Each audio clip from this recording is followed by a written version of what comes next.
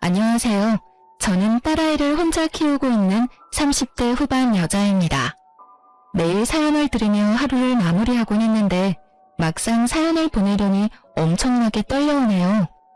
그래도 열심히 써볼 테니 잘 들어주시길 바라며 이야기 시작해 보겠습니다. 저와 남편은 오래된 장수 커플이었어요. 고등학교 때부터 사귀기 시작해 10년이란 시간을 만나왔으니 거의 가족이나 마찬가지였죠. 물론 가족 간에도 사이가 좋아 저희가 마침내 결혼한다고 했을 때 얼마나 좋아들 해주셨는지 몰라요. 결혼을 하고 난 뒤에도 저희는 10년이란 세월이 무색할 만큼 사이가 좋았고 서로 사랑했었습니다. 결혼하고 난 뒤 1년 만에 아기가 생겼고 무사히 딸을 출산하게 되었어요. 딸이 귀한 시댁에선 이보다 더 기쁜 일이 없다고 경사라고 하시며 저희 부부보다도 더 딸의 출산을 기뻐해 주셨죠. 참 하루하루가 행복했어요. 이렇게 행복하게만 살 수 있다면 더 바랄 것이 없다는 생각이 들 정도였으니까요. 하지만 불행은 예기치 못한 순간에 찾아오더군요. 그날은 남편이 출장을 갔다가 딸아이가 눈에 밟힌다며 무리해서 밤늦게 집으로 돌아오던 길이었어요. 평소 안전운전이 강박에 가까울 정도의 남편이었던지라 별 걱정을 하지 않았는데 그만 교통사고가 나고 말았습니다. 화물 운전을 하던 상대방 운전자가 졸음 운전을 했다고 하더군요. 남편은 그 자리에서 하늘나라로 가버렸고 아기가 2살도 되지 않던 해에 저는 남편을 떠나보내게 되었어요. 처음엔 믿기지 않았어요. 언제든 남편이 현관문을 열고 들어올 것만 같은데 야속한 남편은 돌아오지 않더군요. 그렇게 감당할 수 없는 슬픔에 빠져 몇 달을 보냈던 것 같아요. 그러던 어느 날 딸이 다가와서 엄마라고 하며 제 눈물을 닦아주더라고요. 그때 정신이 번뜩 들었어요. 저는 사랑하는 사람을 잃은 슬픈 여자이기도 했지만 한 아이를 책임져야 할 엄마였다는 사실을 깨달았던 거죠. 그날 이후 전 가까스로 정신을 차렸고 시댁과 친정의 도움을 받으며 아이를 키워나갔어요. 그렇게 3년이란 시간이 지났어요. 축 처진 기저귀를 차고서도 해맑게 웃던 아이는 어느새 5살이 되어 스스로 변기에 가서 볼일을 보고 올 만큼 시간이 지났어요. 여전히 전 시댁과 왕래를 하며 지내며 도움을 많이 받고 있었어요. 아, 여기서 말하는 도움이란 금전적인 도움은 아니에요. 물론 명절 때가 되면 저도 그렇고 아이도 그렇고 용돈을 받긴 하지만 그런 것을 제외하고는 일체의 돈은 받지 않았어요. 그저 제가 쉴 수 있게 아이를 데리고 가서 하룻밤 자주신다거나 먹거리를 해주시는 등 그런 도움들을 주시고 계세요. 가끔 큰돈을 주려고 하시긴 했지만 사망보험금을 포함해 남편이 남기고 간 것이 꽤 있기도 했고 저도 액세서리를 만들어 온라인으로 판매 중이었기에 돈이 아쉽지 않았던 터라 돈은 필요 없고 가끔 딸아이 좀 봐달라고 부탁드렸네요. 시댁에선 그런 제 의견을 존중해 주셨고 그렇게 저흰 자주 왕래하며 지내왔어요. 그러던 어느 날 시댁에서 좋은 소식이 들려왔어요. 그건 바로 서방님의 결혼 소식이었어요. 워낙 오랜 세월 봐온 터라 정말 기쁘더군요. 주은아, 글쎄 우리 막둥이가 결혼한다는구나. 어머, 정말이에요? 정말 축하드려요 어머님. 우리 도련님이 드디어 장가를 가다니 제가 다 눈물이 나려고 하네요. 그러니까 어느새 커서 자기 가정을 꾸린다니 세월이 참 빠르구나. 그건 그렇고 너도 상견례 자리에 올 거지? 네? 저도 가고 싶긴 한데 아무래도 안 가는 게 좋을 것 같아요. 왜? 오고 싶으면 오면 되지. 너도 우리 가족이잖니. 그렇긴 해도 상대방 입장에선 아닐 수도 있다는 생각이 들어요 어머님. 괜히 중요한 날에 저 때문에 괜한 말 나오는 것도 싫기도 하고 괜히 불편할 것 같기도 하고요. 그냥 전 마음만 보낼 테니 저는 신경 쓰지 마시고 잘 다녀오세요 어머님. 그래 알겠어. 그러면 상견례는 안 오는 대신 결혼식엔 무조건 와야 해. 너 안 온다고 하면 재원이가 엄청나게 섭섭해할 거야. 알겠지? 네, 결혼식엔 무슨 일이 있어도 꼭 참석할게요. 그렇게 전 결혼식엔 꼭 참석하겠다는 약속을 하고선 전화를 끊었어요. 상견례 자리는 잘 마무리되었다고 했고 어머님께 들은 바론 애교도 많고 싹싹한 것이 마음에 든다고 하시더군요. 시간은 흘러 결혼식 날이 되었고 컨디션이 좋지 않은 딸을 친정에 맡기고 결혼식장으로 갔어요. 시댁 식구들과 인사를 나누고 어머님은 저를 동서에게 소개해주겠다며 신부 대기실로 데리고 가더라고요. 신부 대기실에 앉아있는 동서는 어머님의 말씀대로 참 예쁘고 애교가 많았어요. 어머님을 보자마자 어머님이라고 콧소리를 내며 안기는데 괜찮은 사람이 들어왔다는 생각이 들더군요. 어머님은 동서를 떼어내며 저를 소개해 주었고 저를 본 동서의 반응이 썩 좋지만은 않았지만 그땐 좋은 게 좋은 거라고 많이 긴장해서 그런가 보다 하고 그냥 넘겼어요. 잠깐의 반응 뒤엔 밝게 인사를 해주었기에 다르게 생각할 틈도 없기도 했고요. 결혼식은 잘 마무리되었고 어느덧 두 사람이 신혼여행에서 돌아와 처가를 거쳐 시댁으로 오는 날이 되었어요. 결혼을 하고 시댁으로 동서가 첫인사를 오던 날, 전 동서의 마음을 확실하게 알게 되는 날이 되었습니다. 그날도 마찬가지로 어머님의 권유로 딸과 함께 시댁으로 가게 되었고 뒤이어 동서와 서방님도 들어오더라고요. 모른 척하기에도 힘든 거리에 제가 있었는데도 불구하고 동서는 저를 본체만 채하며 어머님께 달려가 안기더군요. 순간 이건 뭐지? 하는 생각이 들긴 했지만 애써 부정적인 생각은 무시하려고 애썼어요. 그렇게 시작된 선물 증정식. 기대될 리 없었고 역시나 저와 딸을 챙기지 않은 모습에도 실망은커녕 당연하다고 생각했어요. 동서의 입장에선 충분히 준비하지 않을 수 있다고 생각했으니까요. 하지만 서방님의 생각은 다른 듯 동서에게 질책 아닌 질책하더라고요. 여보, 형수님이랑 희은이 선물은? 어? 그게 내가 깜빡했어. 어쩌지? 그런 말이 어디 있어. 내가 산다고 하니까 당신이 산다고 우겨서 내가 알겠다고 한 건데. 여자가 필요한 건 여자가 잘 안다고 호언장담하더니 잊으면 어떻게 해. 내가 다른 건 몰라도 형수님이랑 희은이 선물은 꼭 챙겨달라고 부탁까지 했잖아. 그게 중요한 선물이라서 고민하다가 그만 잊었나 봐. 일부러 사지 않은 것이 뻔한데 끝까지 깜빡했다며 동서는 깜찍한 거짓말을 해댔고 전 어차피 받을 생각 없었던 선물인지라 분위기가 더 가라앉기 전에 제가 말을 꺼냈어요. 아유, 그깟 선물이 뭐라고 새신랑 새신부가 싸우려고 해. 난 괜찮으니까 그만하고 밥부터 먹자 우리. 아버님 어머님 식사하실 시간 한참 지나서 시장하실 거야. 그렇죠 아버님 어머님? 제 말에 상황은 일단락이 되었고 어머님은 주방으로, 아버님은 딸과 함께 선물을 들고 안방으로, 서방님은 편한 옷을 갈아입기 위해 쓰던 방으로 각자 흩어지게 되었죠. 그렇게 저와 동서만이 거실에 남게 되었고 동서는 기다렸다는 듯이 본색을 드러내더군요. 그이한테 이야기 들을 때부터 뻔뻔한 건 알았지만 이렇게까지 뻔뻔한 줄은 미처 몰랐네요. 지금 그 말 나 들으라고 하는 말이야? 그러면 여기 형님 말고 사람이 또 있나요? 지금 이 자리가 어떤 자리인데 형님이 와 계세요? 낄 때 안 낄 때 구분을 못 하시나 봐. 남편까지 죽음마당에. 뭘 바라고 시댁하고 인연을 이어나가는 건지 이해가 안 되네요. 뭐 애 앞세워서 들락날락하면 콩고물이라도 떨어질 거라 생각하시는 건가? 기가 막히면서 동서의 수준이 보이더군요. 생각하는 꼴이 얼마나 밑바닥인지 한숨이 다 나오더라고요. 좋은 날이니 웬만하면 참아주려고 했는데 이쯤 되니 마냥 참지 못하는 성격이 또 불쑥하고 튀어나와 버렸죠. 동서가 주인공인 날에 내가 참석한 것이 기분 나빴다면 미안한데 나도 이 집 주인인 아버님 어머님이 불러서 온 거니까 동서가 상관할 바는 아닌 것 같고 뭘 바라고 시댁에 들락날락거리는 건 아니니까 앞으로는 말 좀 조심해줬으면 좋겠어. 계속 이런 식이면 동서 수준이 밑바닥이라고 증명하는 꼴밖에 되지 않을 테니까 말이야. 뭐라고요? 언성 낮춰. 그러다 어머님 나오시면 곤란한 건 동서이지 않을까?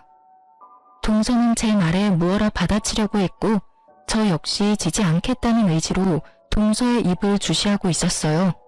바로 그때 어머님이 밥 준비가 다 되었다고 하시며 나오셨고 동서는 얼굴색 하나 바뀌지 않고 아무 일도 없었던 척을 하며 어머님께 찰싹부터 아양을 떨기 시작하더군요. 그 모습을 보는데 그야말로 기가 막히고 코가 막혔지만 어쩌겠어요? 엄연히 따져보면 이제 전 남남이고 동서는 가족인 것을요.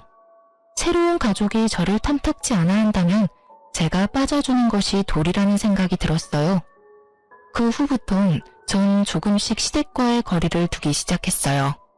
저로 인해 괜한 분란을 만들고 싶지 않았으니까요. 그렇게 거리를 두며 지내던 어느 날 어머님이 집으로 찾아오셨더라고요. 오셔서 하시는 말씀을 듣고 있는데 정말 너무 황당하더라고요.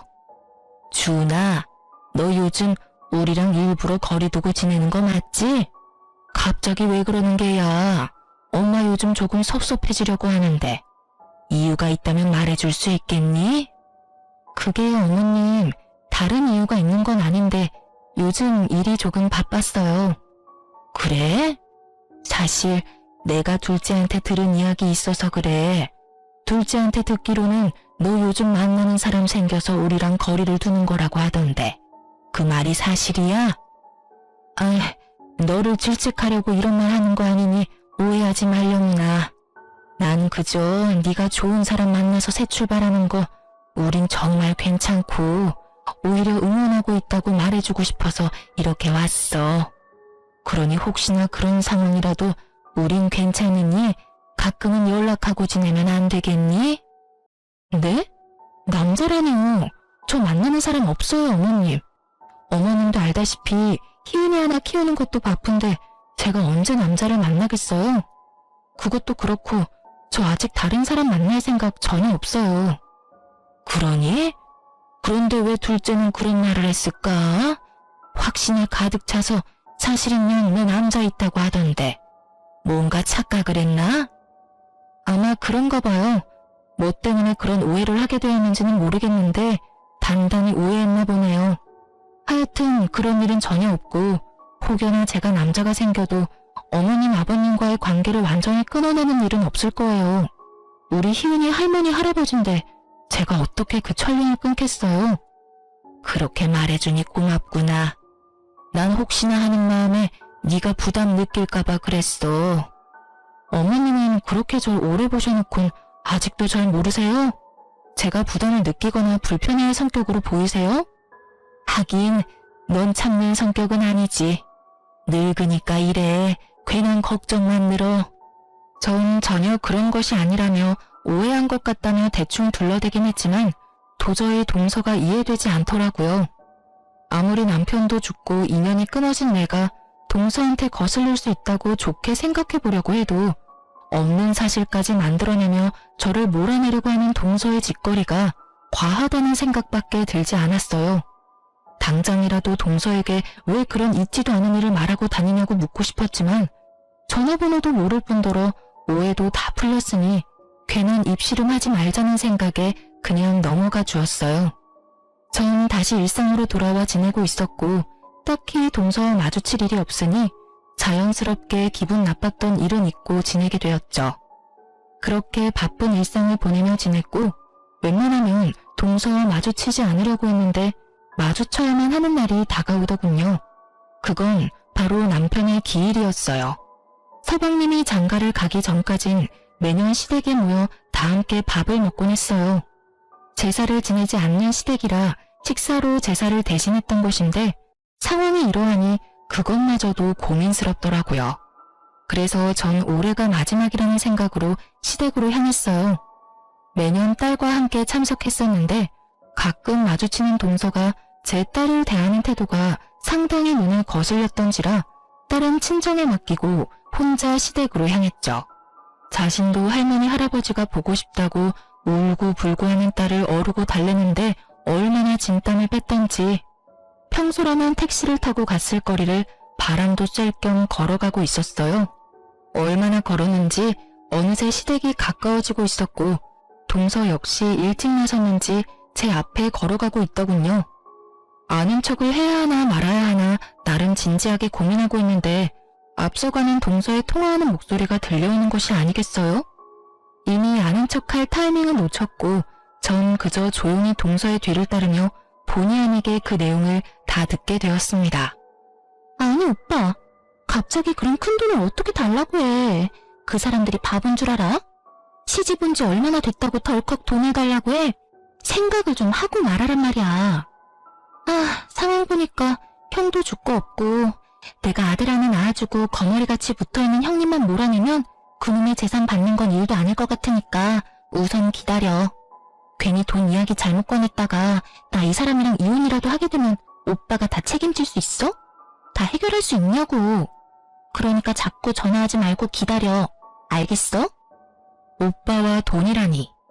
오빠라고 하니 당연히 친정 오빠가 떠올랐고 돈 이야기도 나오니 동서의 친정에 돈이 필요하구나 하는 생각이 들더라고요. 친정을 돕고 싶은 마음이야 이해가 되지 않는 건 아니었지만 그런 이유로 저의 딸과 시댁의 인연을 끊어놓으려고 했다니 그간 눌러왔던 화가 슬슬 올라오는 것이 느껴졌어요. 이대로 마주했다간 정말 큰 싸움이 날 것 같은 생각에 전 천천히 걷기 시작했고 어느새 거리가 벌어진 동서는 편의점으로 들어가서 맥주와 아이스크림을 사서 나오더니 그 자리에서 맥주와 아이스크림을 차례대로 먹어치우더라고요. 또 그 모습을 보니 화가 가라앉으며 안쓰러운 마음이 살짝 들더군요. 오죽 답답한 상황이면 그 대낮에 앉지도 않고 그 자리에서 술을 한 번에 때려 넣을까 싶어서요. 그렇게 동서는 시댁으로 들어갔고 저 역시 시간차를 두고 시댁으로 들어갔어요. 거실엔 어머님은 보이지 않고 동서는 덩그러니 앉아있더라고요. 어깨도 축 처진 것이 왜인지 모르게 안쓰럽게 느껴지던 그때 저의 이런 생각이 참 한심하게 느껴진 말들이 동서의 입에서 쏟아져 나오더군요. 일찍 왔네 동서. 오느라 고생 많았겠다. 고생요? 많았죠 고생. 아니 죽었으면 끝이지. 죽어서까지 왜 남은 사람을 귀찮게 하는 건지 모르겠네요. 이게 뭐예요? 바쁜 회사 연차까지 쓰고 시댁에 와서 밥상이나 차려야 하냐고요. 그 순간 눈앞이 깜깜해지며 세게의 뒤통수를 얻어맞은 것처럼 머리가 얼얼해지더군요. 그리고 깨달았어요. 저런 인간에겐 일말의 동정심도 사치이며 인간답게 대우해주면 안 될 인간이라는 것을요. 그랬어? 그런데 동서, 그렇게 이 식사 자리가 불만이었으면 동서가 오지 않았으면 됐잖아. 일전에는 동서가 주인공인 자리였다고 쳐도 오늘은 내 남편을 위한 자리인데 그런 마음으로 굳이 와서 그딴 말이나 짓거리고 있으면 내가 기분이 뭐 같지 않겠어? 뭐 같다니, 형님 말이 좀 거치시네요? 그리고 저라고 뭐 오고 싶어서 온 줄 아세요? 저도 딱히 오고 싶지 않았는데 온 집안이 한통속이 돼서 대단한 사람 죽은 날인 양 이 난리를 부르는데 어쩌겠어요? 꼴값 떨어도 내가 그 장단에 맞춰줘야지. 저도 정말 오기 싫었다고요. 그러면 지금이라도 돌아가. 내가 말은 잘해줄 테니까. 뭐라고요? 형님이 뭔데 가라 말아요. 내 남편을 위한 날이니까 내가 가라 말라 하는 거야. 다시 한번 말할게. 오늘은 동서가 그 꼴값 떤다고 여기는 내 남편을 기리는 날이야. 우리에겐 다른 어느 날보다 중요한 날이지만 동서에겐 그렇지 않다는 것까진 나 충분히 이해해. 말이야 바른 말이라고 한 번도 보지 못한 아주버님 뭐가 그렇게 중요하겠어? 동서 말대로 산 사람이 중요한 건데 그렇지? 그런데 아무리 그렇다고 해도 죽은 사람이 뭐라고 이딴 말이나 짓거리면서 그런 역겨운 마음으로 참석하는 건 안 싫고 내 남편도 달갑진 않을 거야. 그러니까 당장 돌아가. 오늘은 동서가 뭐라고 하든 내가 이 집의 가족이니까 말이야. 가족. 제 입에서 나온 가족이란 단어가 동서에겐 참 많이도 거슬렸던 모양이더라고요. 그 단어가 나오자마자 바르르 떨어대며 화를 내더군요. 가족? 지금 가족이라고 했어요? 어떻게 형님이 가족이에요? 아니, 형님이라고 부르는 것도 진짜 웃긴 거 알죠? 남편도 죽은 지가 3년이나 지났는데 왜 이때껏 이러고 있나 몰라? 뭐 재산이라도 한 푼 뜯어갈까 싶어서 기웃대는 그 마음 이해 안 되는 건 아닌데 보고만 있기가 참 역겹네요. 너무 추해서요. 저요, 욕이라면 정말 둘째가라면 서러울 정도로 찰지게 잘하는 여자인데 이 순간 욕이 튀어나오려고 하는 걸 얼마나 참았나 몰라요. 그렇게 죽을 힘을 다해 욕을 참고 있는데 방문 열리는 소리가 들리며 남편 방에서 어머님이 나오시더라고요. 한 번도 보지 못한 무서운 얼굴을 하고서요. 동서는 배를 눌러도 인기척이 없자 당연히 아무도 없는 줄 알고 미리 받아두었던 열쇠로 문을 열고 들어왔던 것이었어요. 안방 문이 열려있는 것으로 봐선 혹시나 하는 마음에 안방까진 확인했는데 설마 어머님이 옛 아주버님 방에 있을 줄은 꿈에도 생각하지 못한 것이었죠. 하긴 저 역시 생각도 못했는데 동서라고 알 수 있었겠어요? 어머님의 등장에 저도 저지만 동서 역시 크게 놀라 얼굴이 하얗게 질려가더군요. 이게 뭐 하는 짓이야? 내가 어지간하면 듣고만 있으려고 했는데 도저히 참을 수가 없구나. 둘째 너 첫째한테 말하는 뽐새가 아주 못쓰겠구나. 나 없을 때마다 이런 식으로 첫째를 대했니? 어머님, 그게 아니라요. 전 아무도 없는 줄 알고 그랬어요. 아무도 없으면 촌이 사람한테 그렇게 막 대해도 된다고 배웠어? 둘째 너 그렇게 안 봤는데 아주 몹쓸애구나.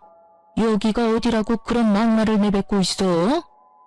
어머님, 제가 잘못했어요. 처음부터 그럴 의도는 아니었는데 형님이 절 너무 몰아세우시니까 저도 흥분을 해서 그만 말이 막 나와버렸어요. 어디서 끝까지 거짓말인 거야? 둘째 너 내가 방금 어디서 나왔는지 잊은 게야? 네가 그렇게 죽어서까지 사람 귀찮게 한다던 장난방에서 나왔다.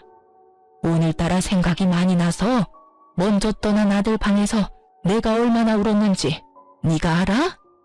그렇게 울다 잠시 잠들었다가 깼더니 뭐? 죽었으면 그만이야? 귀찮아? 내가 너 처음 이 말할 때부터 당장이라도 뛰어나오고 싶은걸 그럴 수도 있겠다 싶어서 참고 있었더니 도가 지나쳐도 한참 지나치지 않니? 동서는 눈물을 흘릴 뿐 아무 말도 하지 못하고 있었고 그런 동서를 쏘아보시던 어머님은 문득 동서가 제게 남자가 있다고 한 말이 떠오르셨는지 그것에 대해서도 물어보시기 시작했어요. 둘째 너 첫째가 남자 생겨서 우리랑 거리 두는 거라고 했던 말 그것도 혹시 지어낸 말이니? 내가 이상하다 싶었는데 첫째가 아니라고 분명하게 말하니까 둘째 네가 오해했다고만 생각하고 넘어갔어. 그런데 너 오늘 이러는 거 보니까 아무래도 그냥 넘길 문제는 아닌 것 같구나. 너 정말 거짓말까지 하면서 형님을 모함한 거니? 그런 거야? 어머님의 화는 극에 달해 보였고 동서 역시 절벽 끝에 매달린 사람처럼 보였어요. 제3자인 제가 봐도 해결 방안이 없어 보였으니까요. 그래서였을까요? 동서는 무리수를 쓰기 시작하더라고요. 어머님, 잠시만요. 뜬금없이 헛구역질을 하던 동서는 이내 화장실로 뛰어가더군요. 화장실에선 세면대 물소리와 함께 동서의 헛구역질 소리가 계속해서 들려왔고 이내 물소리가 멈추는가 싶더니 동서가 입을 닦으며 나왔어요. 그러면서 되지도 않는 연기를 하기 시작하더라고요. 너 갑자기 왜 그러니? 어디 아파? 체했니? 아니, 그게 아니라 사실은 제가 임신을 했어요. 며칠 전부터 속이 계속 좋지 않아서 테스트기를 했는데 2주일이더라고요. 워낙 초기라서 그이한테도 말 못했어요. 혹시 모르는 일이니까 안정기에 들어서만 말씀드리려고 했는데 속도 좋지 않고 잠도 잘 못 자서 제가 너무 예민했나 봐요. 형님, 죄송해요. 기분 많이 나쁘셨죠? 어머님 정말 죄송해요. 아무리 그래도 말을 가려가면서 해야 했는데 제가 경솔했어요. 동서는 임신 연기의 마침표로 헛구역질을 다시 하기 시작했고 어머님은 다른 것도 아닌 임신이라고 하니 한 발 물러서시더라고요. 그 문제는 추후에 다시 말하기로 하고 일단 작은 애 방에 들어가서 좀 누우렴. 나도 둘째 가졌을 때 입덧을 그렇게 했는데 시도둑질 못한다더니 너도 입덧이 심할 건가 보구나. 그렇게 서 있지 말고 어서 가서 누워. 음식은 우리가 할 테니까. 네, 어머님. 그럼 저는 좀 들어가 볼게요. 끝까지 가슴을 두드리며 방으로 들어가는 동서를 보고 있자니 참 어이가 없더군요. 분명 맥주 한 캔을 그 자리에서 한 방에 먹어치우는 걸 제 두 눈으로 똑똑히 봤는데 임신이라뇨. 도무지 임신 사실을 안 사람이 할 행동은 아니었기에 동서의 임신 주장은 알아볼 것도 없이 거짓이었죠. 당장이라도 이 모든 상황을 빠져나가기 위한 동서의 거짓말임을 알리고 싶었지만 증거도 없을 뿐더러 또 무슨 수를 쓰며 빠져나갈지 모르는 일이니 일단 그 장단을 맞춰주기로 했어요. 동서는 최선을 다해 잠든 척을 했는지 동서를 뒤따라 방으로 들어가셨던 어머님이 나오시며 동서가 겨우 잠이 들었다고 하시더군요. 입덧이 저리 심해서야 겨우 잠들었어. 그래요? 잠드는 거 보고 나왔단다. 첫째야, 마음 많이 상했지? 둘째가 임신 때문에 너무 예민해서 뱉은 말이니 마음에 너무 담아두지 말려무나. 그럼요. 너무 걱정하지 마세요. 첫째 너 언젠가부터 거리 두던데 둘째 때문에 그랬지? 하는 말 들어보니 이렇게 군 게 처음도 아닌 것 같던데. 아우, 물어 뭐해? 넌 분명 아니라고 할 사람인데. 내가 정말 당장이라도 내쫓고 싶은데 임신까지 했다는데 어쩔 도리가 없구나. 어휴. 그래도 첫째야, 나한텐 언제까지나 네가 내 첫 번째 며느리란다. 그것만은 기억해 주렴. 네, 어머님, 감사해요. 그래, 배가 고프진 않니? 얼른 식사 준비해야겠는걸? 어머님, 저 올해는 그냥 집에 가서 먹을게요. 아무래도 오늘은 날이 아닌 것 같아요. 상황도 그렇고 제 마음도 편치 않아서요. 그래도 그렇지. 1년에 한 번뿐인 날인데 혼자서 괜찮겠어? 네, 괜찮아요. 네 뜻이 그렇다면 알겠어. 다시 한번 말하지만 오늘 둘째가 한 말은 모두 잊어버리렴. 내가 대신 사과하마. 알겠지? 상황도 상황이었지만 아무래도 동서가 신경이 쓰여 안 되겠더라고요. 거기에다 음식 냄새를 풍기며 괜한 상을 차렸다가 또 무슨 꼴을 볼지 모를 일이었으니까요. 다른 날도 아닌 남편의 기일날 더는 힘 빼고 싶지 않았어요. 어머님은 그렇게 말하는 제가 많이 지쳐 보였는지 알겠다고 해주셨고 전 챙겨왔던 짐을 다시 챙겨 나가려는데 마침 서방님이 들어오시더라고요. 척 보면 척이라고 제 표정이 그리 좋지 않은 데다가 밥도 먹지 않고 집으로 돌아간다고 하니 데려다 주겠다며 따라 나서더군요. 서방님을 알고 지낸 것도 20년 가까이 되어가는데 말이 서방님이지 저에겐 친동생과도 다름이 없었던 터라 저는 동서의 일을 그냥 넘길 순 없었고 서방님과 이야기를 해봐야겠다고 생각했어요. 그래서 저를 따라 나선 서방님에게 모든 사실을 말해주었습니다. 친정 오빠와의 통화부터 시작해서 임신이라는 쇼를 벌인 일까지요. 모든 사실을 들은 서방님은 표정이 급격하게 굳더니 경악스러운 말을 하더군요. 형수님, 확실히 오빠라고 했어요? 잘못 들은 거 아니에요? 잘못 듣기는 확실하게 오빠라고 하면서 그렇게 큰 돈이 어디 있냐고 하더라니까. 신정이 아무래도 많이 힘든 것 같던데.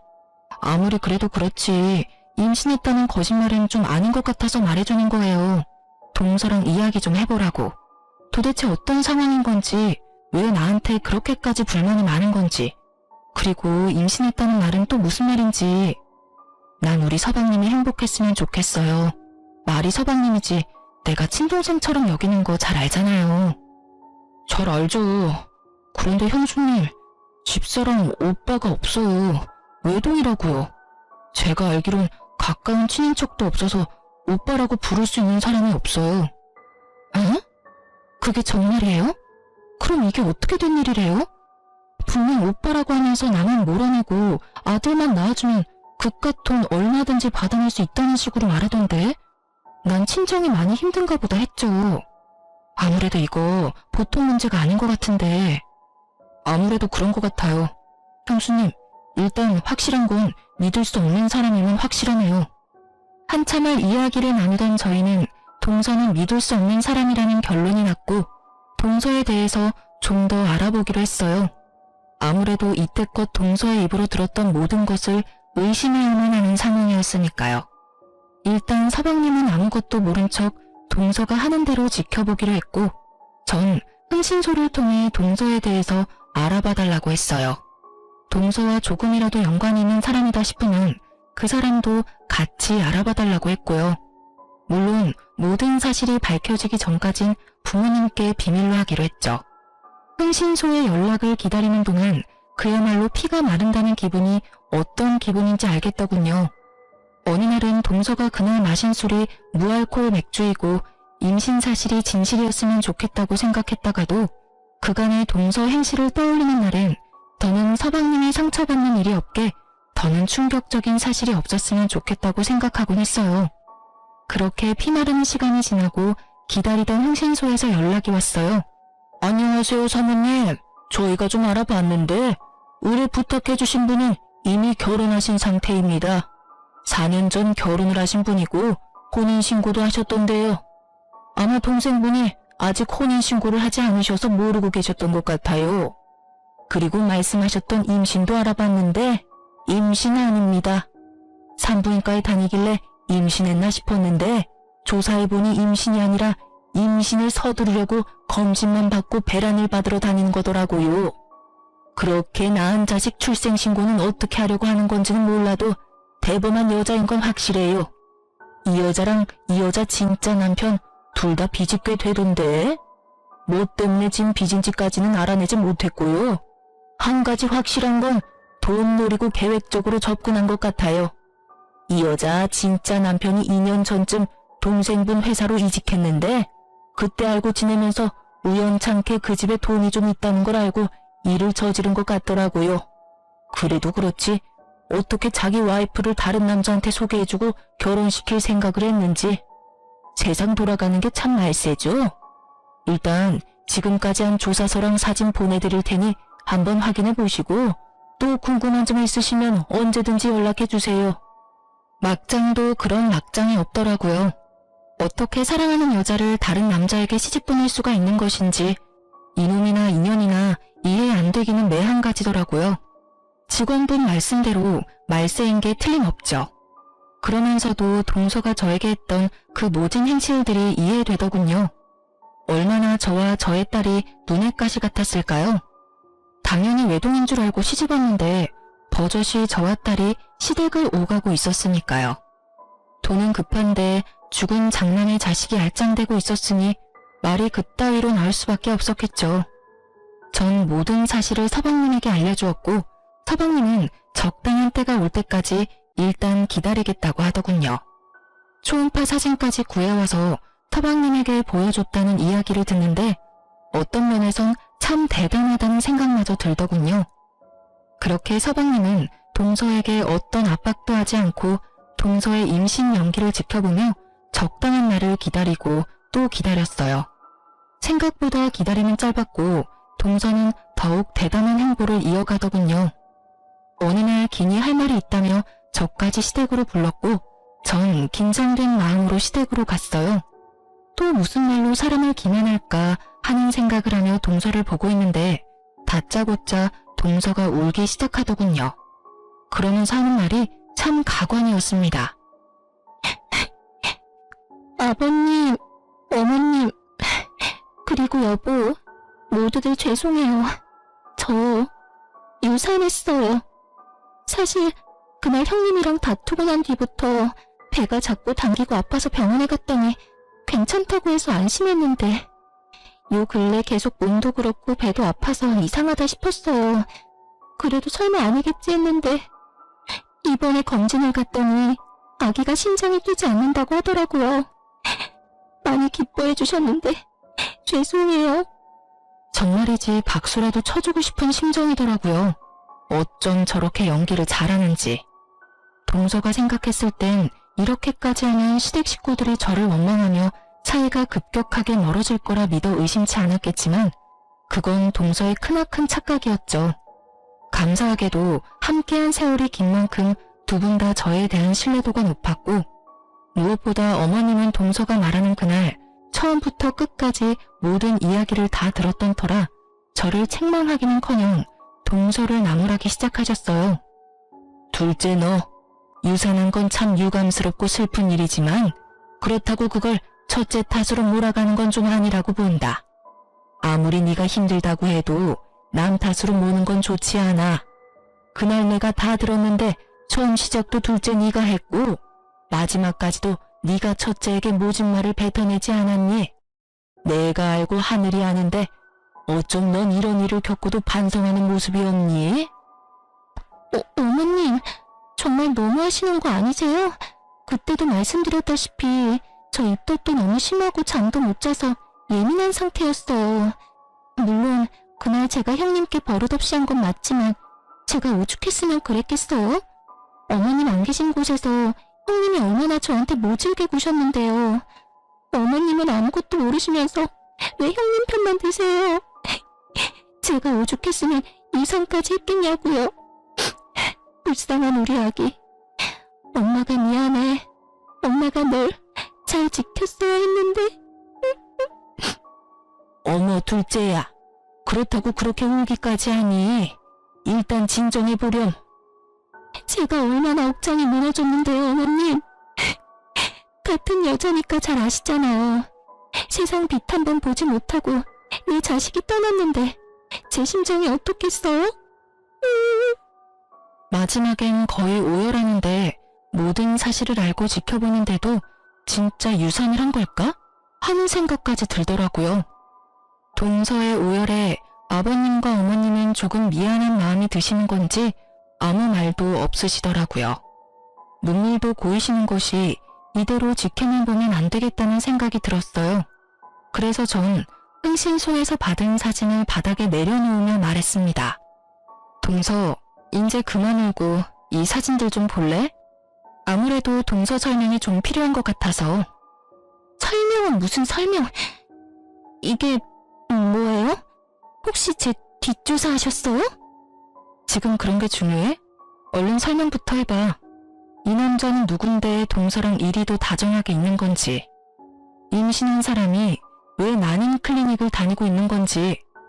제가 사진을 보여주며 몰아붙이자 동서는 손바닥 뒤집듯 태세를 바꿔 다 오해라는 말을 해대더군요.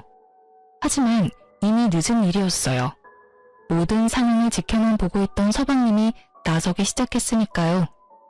아버지 어머니, 이 사람 남자가 있어요. 그래서 전 이 사람하고 이혼하고 사기죄로 고소할 예정이에요. 심력 끼쳐 죄송해요. 제가 잘 알아보고 결혼했어야 했는데. 서방님의 말을 듣고 있던 동서는 고소할 거란 말에 파르르 떨며 따지고 들기 시작했고, 비교적 차분히 말하던 서방님도 더는 참을 수 없었는지 모든 사실을 큰 소리로 밝히기 시작했어요. 고소? 사기? 그게 무슨 말이야, 여보. 이혼은 그렇다고 쳐. 바람 피운 게 뭘 그렇게 큰 죄라고 고소까지 한단 말이야. 그러지 말고 나 한 번만 용서해줘. 딱 한 번 실수였어. 정말이야. 실수? 실수라고? 넌 결혼한 사실 숨기고 다른 남자랑 결혼한 게 실수야? 어떻게 끝까지 거짓말이야, 끝까지. 아버지 어머니, 알고 보니 이미 결혼을 한 사람이더라고요. 이혼한 여자가 아니라 아직 유부녀였어요. 그리고 임신? 그것도 거짓말이었고요. 애초에 임신을 한 적도 없고 그렇기에 물론 유산한 적도 없고요. 아니야. 이거 다 사실이 아니야. 오해라고. 오해야. 오해? 내가 모를 줄 알아? 박대리 그 새끼가 의도적으로 자기 마누라인 너를 나한테 소개시켜줬고 넌 깜찍하게 날 속이고 우리 집에 시집와서 우리 집 돈으로 네 남편이랑 네 빚 갚으려고 했다는 거. 그걸 어떻게... 여보, 내 말 좀 들어봐. 들어볼 필요도 없어. 입만 떼면 거짓말인데 내가 네 말을 듣고 싶을 것 같아? 세상에 영원한 비밀이 어디 있다고 어떻게 그런 걸 속여? 그리고 너 우리 형수한테 한 짓도 가관이더라? 뭐? 뭘 뜯어내려고 죽은 남편 집에 들락날락하냐고? 어디서 감히 네가 그딴 말을 형수님한테 해? 세상 사람들이 모두 너 같을 줄 알아? 설사 네가 정말 평범한 여자이고 그런 네가 임신해서 아들을 낳아줬다고 한들 너는 너고 형수는 형수야. 형이 있든 없든 우리에겐 세상 누구보다 사랑하는 가족이라고. 여보, 제발 나 좀 살려줘. 울지도 마. 여보라고 부르지도 말고. 모든 사실이 드러난 지금 동서는 피할 구멍이 보이지 않는지 그저 울기만 하더군요. 그때 동서의 진짜 남편이 배를 눌렀고 전 문을 열어줬어요. 서방님이 미리 급한 일이 있다며 와달라고 연락을 한 것이었어요. 집 안으로 들어오던 진짜 남편은 한눈에 모든 상황을 파악한 듯 재빠르게 무릎을 꿇고 빌기 시작하더라고요. 내가 다 잘못했어. 정말이야. 처음부터 이러려고 그런 게 아니었는데 나도 사는 게 너무 힘들다 보니까 정말 미안해. 정말이야. 제발 회사에는 알리지 말아줘. 나 회사까지 잘리면 정말 못 살아. 그나마 월급으로 겨우 빚 갚으면서 살아가고 있다고. 그러니까 제발 무슨 짓이든 할 테니까 제발 회사에는 비밀로 해주면 안 될까? 참 한 치 앞도 보지 못하는 사람이란 생각이 들더군요. 지금 회사가 문제가 아니라 깜빵을 가냐 안 가냐의 기로에 서 있다는 걸 전혀 모르고 있으니까요. 회사? 지금 회사 걱정할 때가 아닐 텐데. 그럼 날 뭘 어떻게 할 건데? 나 요즘 변호사분이랑 고소장 쓰는 중이야. 참고로 합의는 없고 합당한 대가는 다 치르게 할 테니 각오하는 게 좋을 거야. 네 마누라 데리고 가라고 부른 거니까 얼른 데리고 꺼져. 고소라니. 제발 그러지 말고 다시 한번 생각해주면 안 될까? 남의 인생 망쳐봤자 최대리한테 뭐가 남는다고 그리 모질게 굴어. 그래 여보, 제발 한 번만 다시 생각해줘. 나 사랑했잖아. 나랑 같이 살아달라는 말은 하지 않을게. 그저 한 번만 더 기회를 달라는 것뿐이야. 내가 반성하면서 살 테니까 제발 한 번만 살려줘. 급기야 두 사람은 울고불고하며 매달리기 시작했고 아버님과 어머님은 그 꼴을 보고 있기 힘드셨는지 방으로 들어가 버리시더라고요. 이 인간들을 어떻게 해야 하나 하고 있는데 서방님이 어디론가 전화를 걸었어요. 알고 보니 서방님은 이런 상황에 대비해 미리 신고를 해둔 상황이었고 집 앞에서 대기 중이시던 경찰관 3분이 두 사람을 끌고 나가더군요. 끝까지 발악하며 매달리는데 그쯤 되니 공포영화 저리 가라였죠. 사건은 일단락되었고 서방님은 다행스럽게도 전동서가 혼인신고를 미뤄준 덕분에 결혼에 대해선 따로 뭘 할 것이 없더라고요. 그저 동서의 짐을 빼서 집 앞에 내팽개쳐놨더니 쥐도 새도 모르게 가지고 갔다고 했어요.